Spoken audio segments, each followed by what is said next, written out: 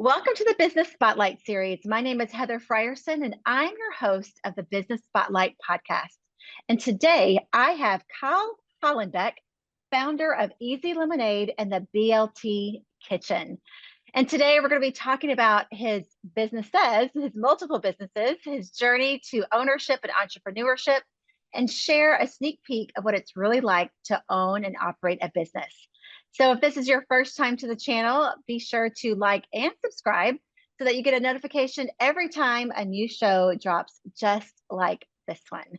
Well, Kyle, welcome to the show. I'm so glad you're here. Thank you for having me. Well, if you could just share with our audience a little bit of your background and a little bit about your business.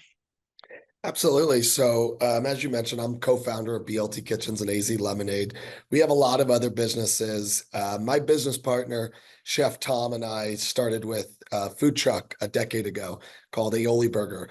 And we grew that into multiple concepts, everything from a concept called Modern Tortilla to Oakwood Fire Pizza to Bros Seafood, where we do lobster rolls, pretty much anything in the food truck game.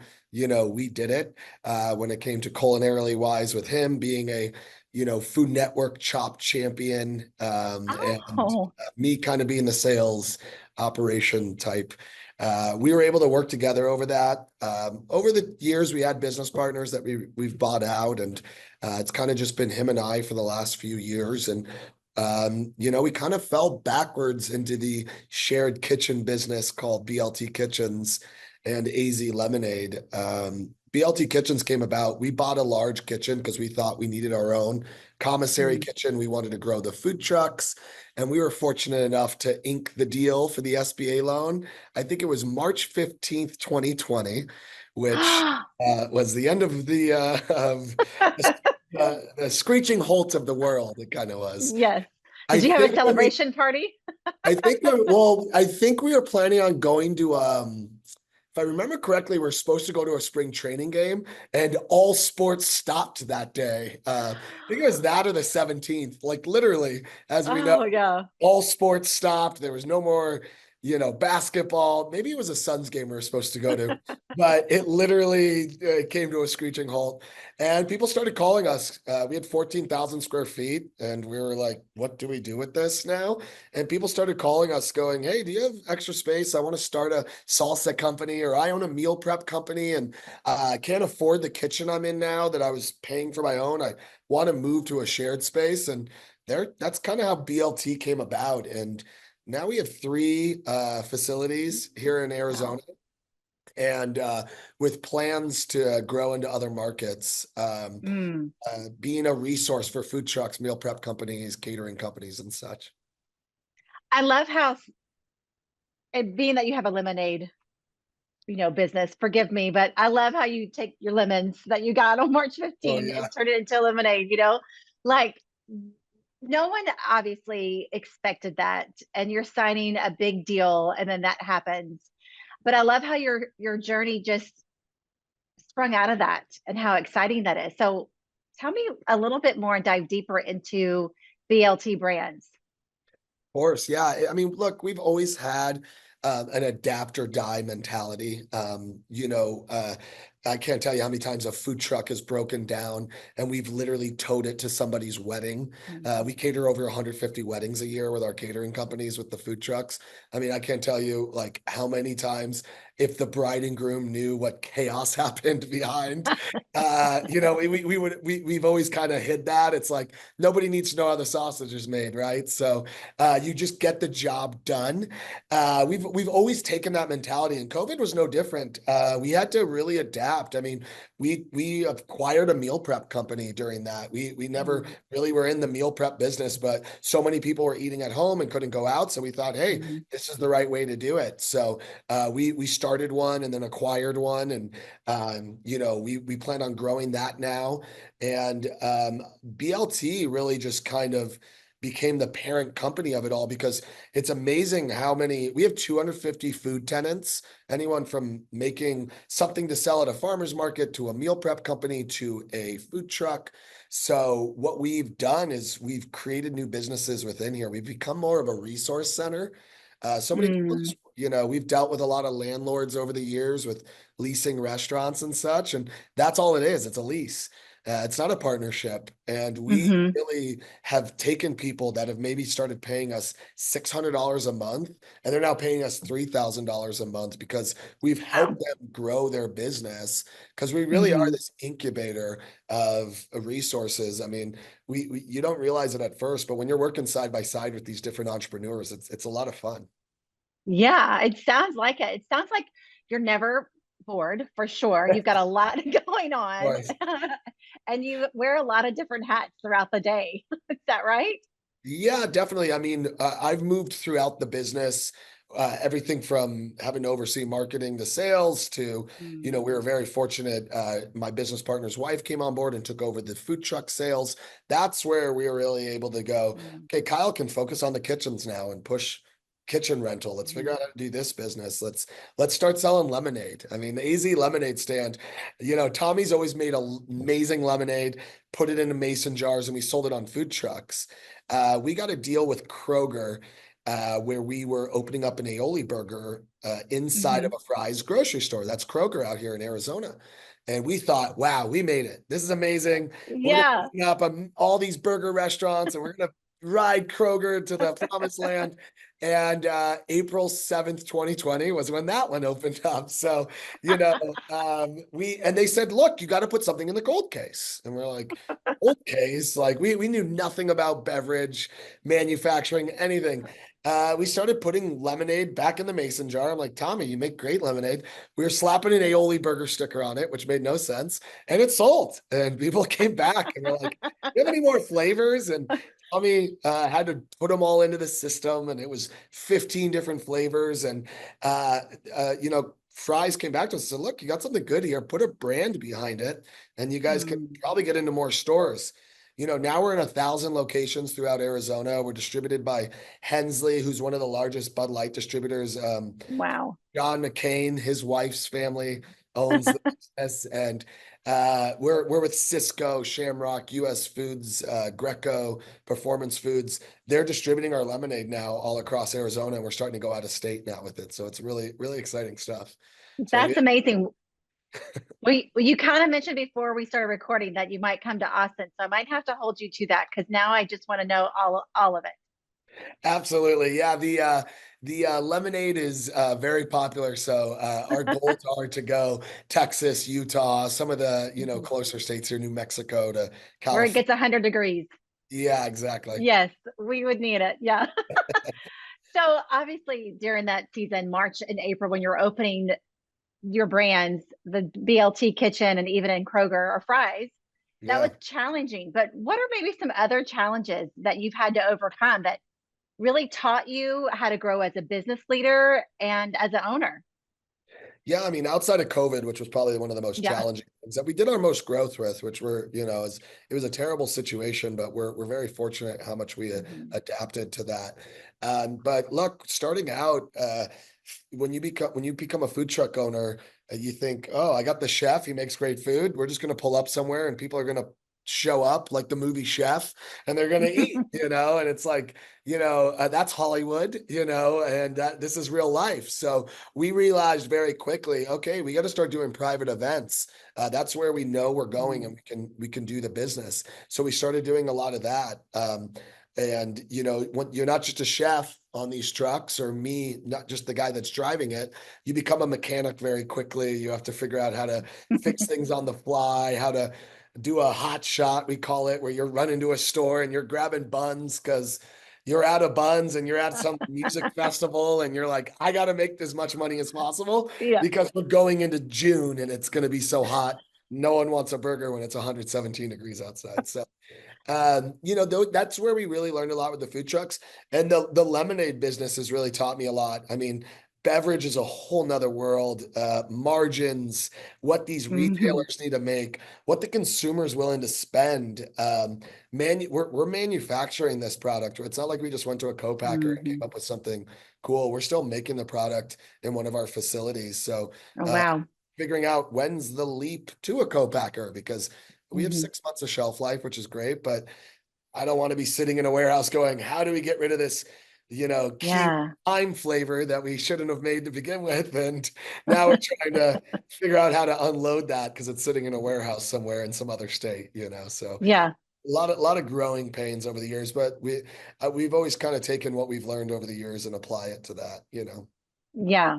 Taking what you learned. I like that. It just popped to my mind. Have you ever thought about a reality show? It seems like you'd be a lot of fun watching, running around, running in a grocery store, getting some buns for the private event or the wedding that's coming up. Absolutely. It's funny. We were almost on the amazing food truck race. Oh, you were. Yeah, we were going to be the veterans. We interviewed very well, maybe too well, because I think it looked like it might have been a landslide because we've done it all. We've talked on that stuff. One of the most interesting things I thought, Gary V, he always talks about, Gary Vaynerchuk is always saying, if you own a car dealership, just film every day at the car dealership. And within a year, one of those daily episodes will go viral because of what chaos happens there. I think it would take us about 30 days for us to go viral with the things we do. I mean, with the food truck business and the lemon, there's something every day. So Yeah. I wouldn't be surprised if there would be a reality show. My wife would probably be a lot more interested in the business if I was on a reality show. That's funny. Well, I know you love your business, but when you think of everything, from the different types of brands you have, your family, why do you own your own business? What's in this for you? Absolutely. I mean, for me, it started out, 10 years ago, like I said. Tommy and I were, he was dating his now wife. I was single. We didn't have he has a son. I have a son now. We weren't family men by any means. Mm, So I think that's the big driving force for us now. He's got a 6-year-old and I have a 5-year-old son, and we want to leave a legacy. mm, We'd love to be able to have them do whatever they want to do. We look at our families, I think, in that dynamic. Both our wives are helping us with the companies now, which is amazing as well. yeah. But I think really starting off, I realized, early on, I worked for a company and I said, "Hey, I want to start a food truck." And they said, "Well, technically you signed this agreement that when you came here, if you ever started anything, Mm, technically they could own ownership in it or something." And I literally put in my notice, and I was number 8 there was 4,000 employees, 2,000 were sales reps. I won't name the company. And I was okay. number 8 out of 2,000 in the world as a sales Wow. rep. And I walked, and I was making, well over 6 figures, 25 years Mm, old, had roommates, had my own house, and I had roommates paying rent so I could travel, and I was single. And, I took a substantial cut to basically drive food truck number 2 once we mm, started that. And for me, it was always something that I wanted. I wanted to build my own, legacy, I think, and have our own business. My father worked very hard and still does to this day for companies always. My mom's always had an entrepreneurial hair. Real hmm. estate, she sells her own turquoise jewelry on Facebook, and somehow, it's nice Yeah. stuff, but she blows me away when she's like, "Oh, I sold $2,000 worth of stuff today." I'm like, "You did what?" I think we've always kind of had that mindset. Hmm. I started my first business when I was, you know, my first actual business was flyer distribution, where I would go to, there's a magazine called the Phoenix New Times here. I think a lot of cities have them. Hmm. They call them Hmm. different things, but they did a best of. So I would call all the best of people and go, "Hey, you were in best of New Times. If you buy 2,500 flyers, you get 5,000 free, and I'll distribute them for 10 cents a piece." And they would just go, "Yeah." And basically, what I would charge them for the 2,500 covered the full 5,000, and the 10 cents a piece, I hired high school kids. I was only 18 at the time. I would drop them off in neighborhoods. They would put them door to door, and they would give me a polo. The company would, and I would go into businesses and pitch their catering, and they loved it. I mean, this works. I mean, I did this in the Scottsdale Wow. Air Park and these businesses, and I just always had that mentality. I remember having my own house line in my apartment that I had roommates with, and they're like, "Did you just get a landline?" And people were calling, was giving out business cards for this business that I created. And so I've always had that kind of mentality. Enjoyed hustling, and I think Hmm. I've just always applied that to what we do today. Yeah. I love that you want to leave a legacy for your family. And Mhm.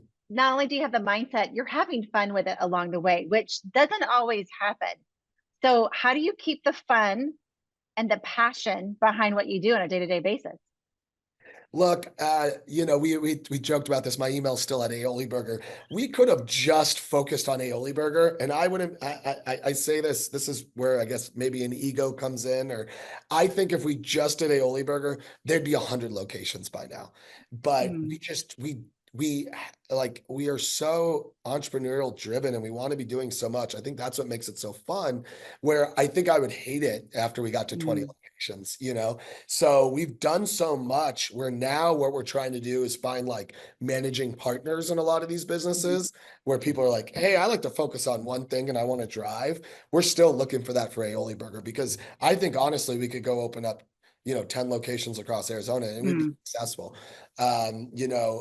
For us, it really just, I think that's what keeps it fun is that on days like this, I can have a BLT Kitchens meeting and talk about tenants and what do they need from us. And then I go into a lemonade meeting, then a catering meeting, so I think mm, that's what keeps it fun and fresh. I think it'd be really hard if we were just still doing mm. burgers. I didn't eat a burger, I think, up until maybe 6 months ago for 4 years because I just couldn't. We couldn't look at them. We Yeah. just couldn't look at burgers anymore. Because I mean, we were cooking them, driving the truck, we were doing it all back in the day. So I was anti-burger for a while there. I understand that for sure. And I had Yeah. one the other day at the restaurant. I was like, these are good. Like we make a good, like we actually Like, have no a good wonder, thing. yeah, no wonder we started this. No wonder people keep Yeah, buying. These are good. yeah, yeah. Less I guess bitter it's now about burgers. Yeah, I guess it's a good thing when 10 years later you can still say this is really good. It'd be It's still bad if it good. was the other way around. I've always had an amazing chef as a partner, so that helps. But yeah. Yeah, yeah. So where do you see this long term? Like you have these big dreams, big visions to start all these brands and to help people. Where do you see it going? So a lot of BLT has become really a passion thing for me where we have a offset company called A to Z Pantry, Arizona products from A to Z, Mm, and pantry meaning all of our tenants, we're helping them basically sell their products. So we're almost mm, like a broker or a distributor, and we're a lot of different things for them because we watched a lot of people go out of business under our roof. mm, We said, well, what can we do? Look, it's small business, 80% fail within 2 years, as we know. And, mm, I think after 10, 80% of the 20% usually don't make it. mhm, It's tough. I mean, where we've seen success stories, though, are the people that we've helped get into different things, using them for, like I mentioned, we do 150 weddings a year. Well, let's sell the mm, cupcake lady in our, under our roof. Let's sell her for the desserts. Let's, sell we do a lot of business with Aramark, Sodexo, Compass Group, these large cafeteria companies. We're trying to get them to use our products, our tenants' products for local refreshments and things like that.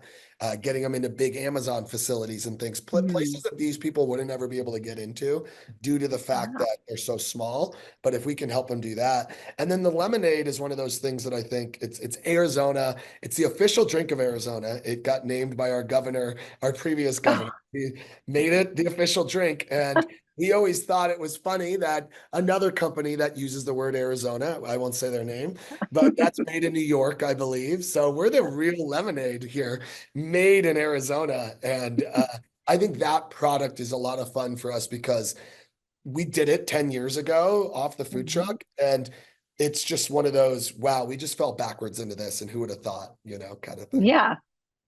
Those little kids that are on lemonade stands in the corner, they never know what it's going to happen. They might be working for you one Absolutely. day.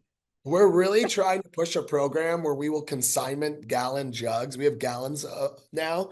We have the 32-ounce mason jar and we have a 16-ounce plastic that can fit in convenience stores. Mhm, But we do a gallon program now. And a big push for me for the gallon, it's people use it for a mixer and it's behind the bar, or it's a premium lemonade that they use the gallons with. But we're trying to do a consignment program for young entrepreneurs. We do it mhm, with high schools. Well, we'll give them the product. they do not have to pay us unless it's open, and then sell the lemonade at the basketball game or the football game. And also with, we're starting to do it with kids where we want them to Mhm. do your lemonade stand. Here's a consistent product. Oh, People like it. We give them the marketing materials and stuff, and get our product out there and let them, sell something, yeah. learn the I've rap. noticed a few throughout our time together, you've talked a lot about helping other people, whether it's the small businesses with your A to Z pantry, your consignment for high school. You really have at heart, it sounds like, to help other small business owners. Is that right? And where does that come Yeah, I from? mean, I think a lot of it is, look, when we started out, our commercial real estate agent, she owned the first commissary kitchen that we were in. Mhm. We still use her to this day. There's very few people besides Randy, besides her, that, there might be, I could count on my hand probably, that have helped us at the beginning, besides our family. I mean, our family, Mhm. obviously they've supported us this whole time, but, actual people that are in the business world that have supported and done this. And we just, we got burned over the years, and we watched people Mhm. get taken advantage of over the years. And we just saw that, and we said, hey, if we go about this the right way, I think we can not only make it lucrative for everybody, but really make it, look, I don't want this to be a revolving door, BLT Kitchens. I want Mhm. tenants to come in like the one I was mentioning earlier, Mhm. paying $600 and now they pay us 3,000. They aren't, they're fine with cutting us a check for 3,000 because of the Mhm. amount of business we're giving this, Mhm. company with just all these other avenues. So I think a lot of that just came from, watching also just my parents, they've always been the type to always help others and do those things. I grew up a middle child, and, still to this day, try and do my best to, support my older brother and my younger brother. And, for us, I think it's one of those things that we saw coming up on our own. We're not some commercial real estate tycoon where we started with a food truck a decade ago, and that's Mhm. like, we didn't take another investment along the whole way. I mean, we built everything from this. Mhm. I mean, we Wow. took bank loans once we bought the buildings, but other than that, I mean, it started all with one food truck. That's amazing. Congratulations on that, by the way. That's a Thank really you. great We appreciate accomplishment. it. Yeah, Yeah. we appreciate it. Well, I want to have a little fun now, and not that we haven't already, but I want to ask some rapid fire questions if you're ready. So I'm ready. All right.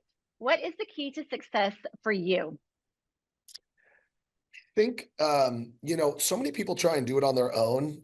It's hard. We've had other partners like I mentioned, but for me to be able to lean on Tommy and then other individuals in this business, I think the people you surround yourself with, and it's also the people you surround yourself with outside of the business day to day. Mhm. Some of my best friends, I will call and bounce ideas off them. One of my best friends lives in upstate New York, and he's been in beverage for 20 years. So he told me, "Oh, there's no way that's going to work." The first time he saw the lemonade. Now on a daily, I'm calling, going, "Hey, what about this? What about this?" And he's always giving me ideas. So surrounding yourself with the right people for sure. Yeah, I love that. That's very true. Show me your friends, I'll show you your future. You ever heard of that? Heard that phrase? Absolutely, yes. Yeah, I love it. Okay, what is your one piece of advice that you offer to other business owners? Do not burn bridges. It's going to happen. Mhm. You're going to make mistakes. Try and own it. I can't tell you how many events we've refunded on the food trucks. It's not a lot. We're good at what we do, but it's enough to hurt. You refund one, you got to do 10 to make that money back. But, Mm, even if we think we weren't necessarily in the wrong completely, or maybe it should have only been 50% and they want 100, we're doing it knowing that person's probably never going to use us again, even though we did this. But we've been surprised. People do come back and or they refer us to people even when that happens. mhm. So you just can't burn Yeah. bridges. Watched it too many times. Yeah, that's really good and true. Okay, so book or podcast, what is one that you're listening or reading right now? Of course. I mean, I love podcasts. Mhm. I listen to them at the gym. I think it's funny. The Theo Vaughn is hilarious, and this guy can interview anybody. And then I listen to a lot of business beverage ones and such.